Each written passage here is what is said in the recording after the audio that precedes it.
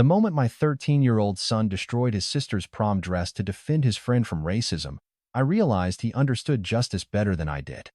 While I'd been giving gentle lectures about respecting other cultures, my daughter had been using slurs and my son had been planning vigilante justice. What I thought was effective parenting was actually enabling hatred, and it took a destroyed dress and some very uncomfortable family truths to show me the difference between talking about morality and actually enforcing it. Right at that moment when I thought I had raised 6 good kids in our quiet suburban neighborhood, I had no idea that one of my children had been harboring dangerous prejudices while another was quietly building a sense of justice that would soon put my parenting to the ultimate test.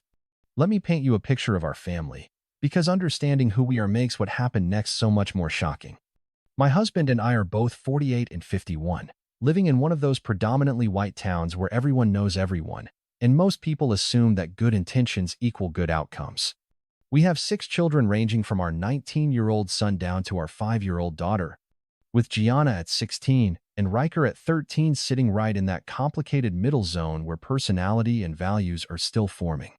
Gianna had always been what we considered a good kid. Sure, she had her typical teenage moments, but nothing that raised any serious red flags for us as parents. She got decent grades, participated in choir, had a steady boyfriend, and seemed to navigate high school social dynamics just fine. Riker, on the other hand, was our quiet achiever, the kind of kid who excelled at everything he touched, especially baseball, where his natural leadership abilities really shone through. The first crack in our perfect family image appeared about 2 months ago during what should have been a routine school day. Gianna's choir teacher called us with news that made my stomach drop. Our daughter, along with several other alto singers, had been making racist jokes during rehearsal about some new musical pieces the teacher had introduced. Specifically, they were mocking an Urdu song and a piece from Honduras, turning what should have been a beautiful cultural learning experience into an opportunity for cruel humor. My husband and I were mortified. This wasn't the child we thought we had raised. We sat Gianna down for what we believed was a serious conversation about respect and cultural sensitivity. We made her write a formal apology to her choir teacher and assigned her a 5-paragraph essay on the importance of respecting music from different cultures. Looking back now, I realize how naive we were to think that homework assignments could address what was clearly a much deeper problem. But here's where the story gets more complicated, and where Riker's character really started to emerge. When he heard about his sister's behavior, he didn't just get upset, he got strategically angry. Riker had a close friend on his baseball team, a boy whose mother was born in Honduras and whose father was mixed race. This wasn't just abstract racism to Riker. This was his sister mocking the heritage of someone he cared about, someone he saw as family. Riker came to us with a request that honestly surprised us. He wanted his friend to come over with his parents so they could share their culture with Gianna directly. He wanted her to see these weren't just abstract people to joke about, but real human beings with rich traditions and beautiful stories. We agreed, impressed by our son's maturity and hoping this personal connection would succeed where our lectures had failed. What we didn't realize was that while we were patting ourselves on the back for this cultural exchange, we were completely missing the signs that our educational approach was failing spectacularly, and that Riker was already forming very different ideas about how to handle injustice. But the tragedy had not stopped yet. In fact, our well-intentioned cultural dinner and educational essay had accomplished absolutely nothing, and we were about to discover just how spectacularly our gentle parenting approach had failed to address the poison growing in our own home. The evening with Riker's friend and his family should have been a beautiful moment of connection and learning. His parents brought traditional Honduran food, shared stories about their heritage, and the boys talked enthusiastically about sports and music from their culture. But as I watched Gianna that night, I could see the discomfort written all over her face.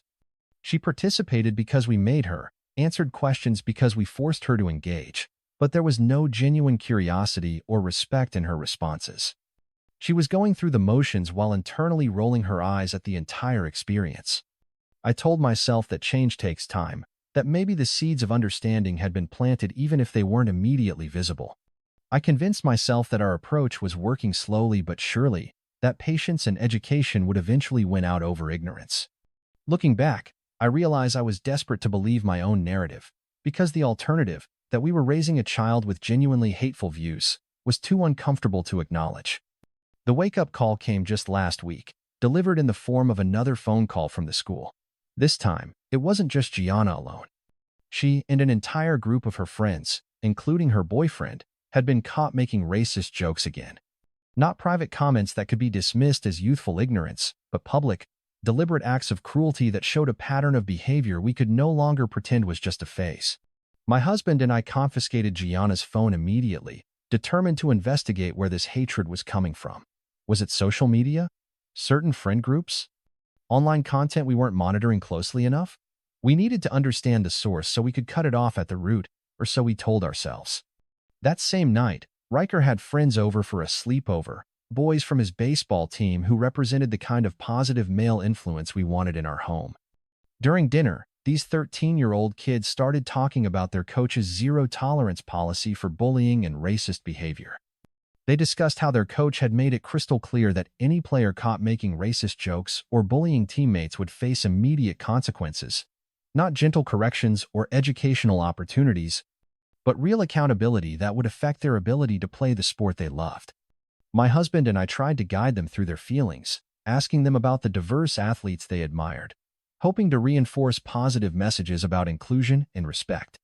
But as I listened to these young boys articulate their understanding of right and wrong with such clarity, an uncomfortable thought started forming in the back of my mind. These kids understood consequences in a way that our approach with Gianna completely lacked. While we were having this enlightening conversation with Riker and his friends, Gianna was at the mall with her own social circle, some of whom were shopping for dresses for the upcoming junior banquet. She was living her normal teenage life, facing no real restrictions or consequences for her repeated acts of racism, while we continued to believe that talking and education would somehow magically transform her hateful attitudes.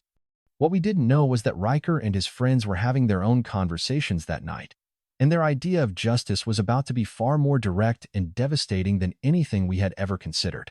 No one expected that while we were having philosophical discussions about diversity and respect, 4 13-year-old boys were planning an act of vigilante justice that would force our family to confront the uncomfortable truth about the difference between talking about consequences and actually enforcing them. The night everything changed started like any other sleepover in our house. Riker and 3 of his baseball teammates had settled into the living room with sleeping bags, video games, and enough snacks to feed a small army. Gianna had gone to the mall with her friends, including some who were doing last-minute dress shopping for the upcoming junior banquet. She'd gotten her own dress weeks earlier, a beautiful, expensive gown that we'd carefully selected and paid for, representing not just her special night but our investment in her happiness and milestones. While Gianna was out living her consequence-free life despite repeated racist incidents, Riker and his friends were having the kind of conversation that adults often underestimate in teenage boys. These weren't just random kids throwing around immature ideas. These were young athletes who had been taught by their coach that actions have immediate, non-negotiable consequences. They'd watched teammates get benched for poor behavior, seen players lose starting positions for disrespecting others, and internalized a code of accountability that my husband and I had somehow failed to implement in our own home. What happened next still takes my breath away when I think about it. These 4 boys, led by my son, made a collective decision that would shatter our family's comfortable avoidance of real consequences. They went upstairs to Gianna's room, took her carefully preserved banquet dress out of the closet, and systematically destroyed it. They used mud from our backyard, sticky drinks from the kitchen, and scissors from my craft supplies to turn that beautiful gown into something unrecognizable. They cut deliberate holes in the fabric, ground dirt into the delicate material, and poured sugary beverages across the bodice until the dress looked like it had been through a war zone. This wasn't random destruction or teenage pranks. This was calculated, purposeful, and executed with the kind of precision that showed they had thought through every aspect of what they were doing. When Gianna came home that night, chatting happily about her evening with friends, she went straight to her room to check on her dress one final time before the banquet. The scream that came from upstairs was unlike anything I'd ever heard from any of my children. Pure shock, devastation, and rage all rolled into one sound that brought my husband and me running. We found Gianna standing in her doorway, staring at the destroyed dress in complete disbelief. While downstairs we could hear the boys laughing. Not guilty, embarrassed laughter, but satisfied, triumphant laughter that made my blood run cold. When we confronted Riker and his friends, my son looked me straight in the eye with a maturity that was both impressive and terrifying. "Gianna doesn't deserve to go to the banquet," he said with calm conviction. There could be kids there that look like my friend, and she's proven she can't be trusted around them. Someone had to do something since you and Dad weren't going to. In that moment, I realized that my 13-year-old son had just taught me more about justice and accountability than all my parenting books and good intentions combined, and I wasn't sure whether to be proud of him or horrified at what we'd created. Right at that moment when I should have been figuring out how to address both of my children's problematic behavior, I made the mistake that revealed just how lost my husband and I had become as parents. I punished the child who understood justice while continuing to enable the one who practiced hatred. My immediate reaction was pure parental autopilot. Property had been destroyed, rules had been broken, and someone needed to face consequences. So I told Riker he couldn't go to his 7th grade dance, completely missing the irony that I was denying him the same kind of social event that Gianna had been attending while making racist jokes. In my mind, I was being a responsible parent by addressing the destruction of property, but I was completely blind to the deeper moral issues at play. Riker's response should have been my second wake-up call. Instead of the typical teenage whining or bargaining I expected, he looked at me with disgust and told me to shut up. Then he spent the rest of the night in his room with his friends, and I could hear them talking in low, serious voices that sounded nothing like the silly conversations I expected from 13-year-old boys at a sleepover. What happened next was something I never could have predicted. Riker, in his frustration and sense of injustice, reached out to every adult in our extended family. He texted my parents, my siblings, and my in-laws, explaining the situation from his perspective and essentially asking them to override our parenting decision. Within hours, our phones were ringing off the hook. My mother called first, her voice filled with pride as she told me how impressed she was with Riker's moral courage. "He's just a kid trying to cope with anger about injustice," she said. "You should be proud that you raised a son who stands up for what's right." My father-in-law called next, echoing the same sentiment and questioning why we were punishing the child who was defending his friend instead of addressing the child who was causing the problem. One by one, our entire extended family weighed in, and their message was unanimous. We were punishing the wrong kid. My brother, who works in education, was particularly blunt. "You've been enabling Gianna's racism with gentle corrections while expecting Riker to just accept that his sister can hurt people he cares about. What did you think was going to happen?" The criticism stung because deep down, I knew they were right. But admitting that meant acknowledging that our entire approach to parenting had been fundamentally flawed, and that was too overwhelming to process in the moment. That's when we made the decision to have a family dinner with everyone, grandparents, siblings, in-laws, so they could see the situation for themselves and help us figure out how to move forward. We needed perspective, we needed guidance, and frankly, we needed someone else to tell us what the right thing to do actually was. The dinner was scheduled for the following evening, and I spent the entire day dreading it. I knew that once our family got involved and started asking direct questions, we were going to have to face some very uncomfortable truths about both of our children and about ourselves as parents. What I wasn't prepared for was just how much worse things were than we had imagined, and how thoroughly our extended family was about to expose the moral bankruptcy of our gentle parenting approach. But the tragedy had not stopped yet. In fact, the family dinner that was supposed to provide clarity and guidance instead became the most devastating parenting wake-up call of our lives, revealing truths about our children that shattered every assumption we'd held about who they really were. The extended family gathering started civilly enough, with everyone seated around our dining room table trying to understand both sides of the situation. My parents, siblings, and in-laws had come prepared to mediate what they assumed was a typical family conflict that had gotten slightly out of hand. What they discovered instead was a moral crisis that none of us had been prepared to acknowledge. When we asked Gianna to explain her side of the story, what came out of her mouth was so much worse than anything we'd heard before. The racist jokes at school suddenly seemed tame compared to the language she used in front of her grandparents. She didn't just defend her behavior, she escalated it, using slurs that made everyone at the table physically recoil.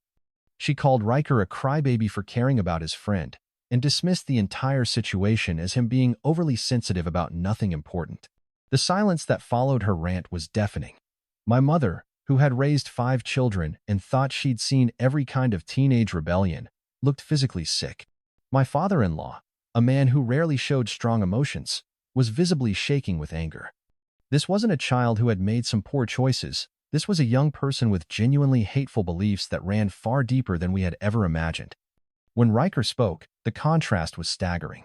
He articulated his feelings with a maturity that put every adult at the table to shame, explaining how he'd watched his friend face racism at school from other girls, how he'd felt helpless seeing his sister contribute to that same kind of hatred, and how he decided that someone needed to take action since the adults in his life were failing to protect the people he cared about. "I don't regret what I did," he said simply. "Gianna needed to understand that her actions have consequences, and since you weren't going to teach her that, I had to." After our family left that night, my husband and I sat in our bedroom trying to process what we'd learned. The child we thought we knew best had revealed herself to be someone we didn't recognize, while the child we'd been taking for granted had shown moral courage that exceeded our own.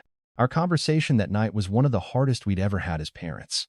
We realized we'd been holding Riker to impossibly high standards simply because he was naturally well-behaved and academically successful, while making excuses for Gianna's behavior because dealing with it required uncomfortable confrontations we weren't prepared to have. The decisions we made that night represented a complete reversal of our previous approach. Riker would be allowed to attend his dance, and instead of making him pay for the dress damage, we used it as a teaching moment about earned money and property respect. Following my brother's advice, we also discussed ways Riker could channel his passion for social justice through sports and other positive outlets. For Gianna, the consequences were finally real and meaningful. No junior banquet, no devices except for schoolwork, and mandatory reading assignments about racism with written reports. But most importantly, we committed to finding professional help, family therapy, individual counseling for Gianna, and possibly for Riker and our other children too. The hardest part was apologizing to Riker for our failures as parents, and realizing that sometimes the child you think needs the least attention is actually the one who has the most to teach you about right and wrong. No one expected that a destroyed prom dress would become the catalyst for the most important parenting transformation of our lives, but sometimes the most painful wake-up calls are exactly what families need to find their way back to what really matters. The days following our family dinner brought a strange sense of clarity that we hadn't experienced in months. For the first time since this whole situation began, we weren't walking on eggshells or making excuses. We had a plan, real consequences were in place, and most importantly, we had finally stopped pretending that good intentions were enough to address serious problems. Watching Riker prepare for his 7th grade dance was bittersweet. He approached it with the same quiet dignity he'd shown throughout this entire ordeal, never gloating about being vindicated or rubbing it in his sister's face that he'd been right all along. Instead, he used the opportunity to talk with us about constructive ways to channel his sense of social justice, exploring how he could use his leadership skills in sports to create more inclusive environments for all his teammates. The conversation with my brother about connecting Riker's passion for justice with his love of athletics opened up possibilities we'd never considered. We started researching programs that combined sports with social advocacy, looking into ways he could mentor younger players from diverse backgrounds, and discussing how athletic leadership could become a platform for positive change rather than destructive action. Gianna's reaction to her consequences was exactly what we should have expected from someone who had never faced real accountability before. The initial anger and defiance gradually gave way to something that looked like genuine reflection, though we knew it would take time to determine whether that reflection would lead to actual change. The books on racism that we assigned weren't just punishment, they were an attempt to provide her with perspectives she'd clearly never been exposed to, voices that could reach her in ways our lectures never had. The most profound change, however, was in our approach to parenting itself. We realized that we'd been so focused on avoiding conflict and maintaining family harmony that we'd lost sight of our responsibility to actually shape our children's character. We'd confused being nice with being effective, and mistaken avoidance of difficult conversations for successful parenting. Our commitment to family therapy wasn't just about fixing what was broken, it was about learning how to have the hard conversations we'd been avoiding, how to set boundaries that actually meant something, and how to recognize when our children needed different types of support and guidance. We also acknowledged that our other children had been witnessing this dysfunction and needed to process what they'd seen and learn from it. Perhaps, most importantly, we began to understand that treating our children equally didn't mean treating them identically. Riker had been carrying the burden of being the easy child, receiving less attention and higher expectations simply because he didn't cause problems. Meanwhile, Gianna had been enabled to continue harmful behavior because addressing it required us to confront uncomfortable truths about our own failures. The extended family support we'd received throughout this crisis became a model for how we wanted to approach future challenges. Instead of handling everything privately and pretending problems didn't exist, we learned to reach out for help, to accept criticism, and to prioritize what was right over what was comfortable. Today, months later, we're still learning and growing as a family, but we're doing it with honesty, real consequences, and the understanding that sometimes our children's moral compass is clearer than our own. And when that happens, the wisest thing we can do is follow their lead toward justice. If this story resonated with you, hit that like button to help others find it. Leave a comment, sharing your thoughts or experiences. Your words might be exactly what someone else needs to hear right now. And subscribe to join our community of resilient souls who've learned that sometimes being underestimated is your greatest superpower. Together, we're writing new endings to old stories, and I can't wait to share the next chapter with you. When your teenage son destroys property to defend justice while you've been enabling racism with gentle corrections, the uncomfortable truth becomes clear. You've been part of the problem. Real consequences create real change where conversations failed. Sometimes it takes a child's uncompromising sense of right and wrong to shatter our adult world of convenient excuses and comfortable inaction. The hardest parenting lesson isn't teaching our children about morality. It's admitting when they understand it better than we do.